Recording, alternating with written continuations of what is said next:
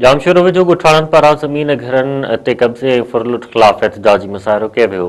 Thermal power house पुठियां जाबलू इलाइक़े में ढे बूढ़ो जबल बे ॻोठाणनि मीर ख़ान खोसो ऐं आचर खोसो जे घरनि ऐं सर्वे ज़रे ज़मीन ऐं पाणीअ जे खूह ते मुबैना बाअसर वॾेरनि पारां कब्ज़ो करण ऐं ज़मीन जा काग़ज़ फुर करे घर ढाहण वारे वाक़े ख़िलाफ़ एहतजाज कयो वियो। इन मौक़े ते ॻोठाणनि मीर ख़ान खोसो, आचर पीरसन, बुढड़ी औरत मिसमात बंबी खोसो पंहिंजे भाउरनि सां गॾिजी इल्ज़ाम हणंदे चयो त इलाइक़े जे बाअसर मक़ामी वॾेरे केहर खोसो, सिकू खोसो, बहादुर खोसो, जुम्मन खोसो ऐं ॿियनि घरनि भरिसां ज़मीननि ऐं पाणी जी खूह ते कब्ज़ो करे ट्रैक्टर हलाए हथियारनि जे ज़ोर ते आबाद करे रहिया आहिनि।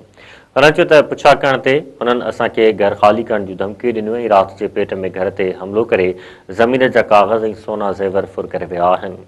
हुननि चयो त बाअसरनि ज़मीननि ऐं पाणी जे खूह ते कब्ज़ो करे हथियारबंद विहारे छॾिया आहिनि। असां पुलिस, राज जे चङनि मुड़ुसनि ऐं वॾेरनि खे ज़्यादती जूं शिकायतूं कयूं आहिनि, पर केर बि ॿुधण लाइ तयारु न आहे।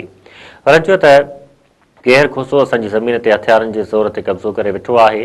हुननि वस वारनि अमलदारनि ऐं इदारनि खां मुतालबो कंदे चयो त असांखां फुर कयल काग़ज़, ज़ेवर ऐं कब्ज़ो कयल ज़मीन वापसि कराई वञे। ॿी सूरत में डीसी ऑफिस अॻियां पाण खे ॿाहिरि ई साड़े छॾींदासीं।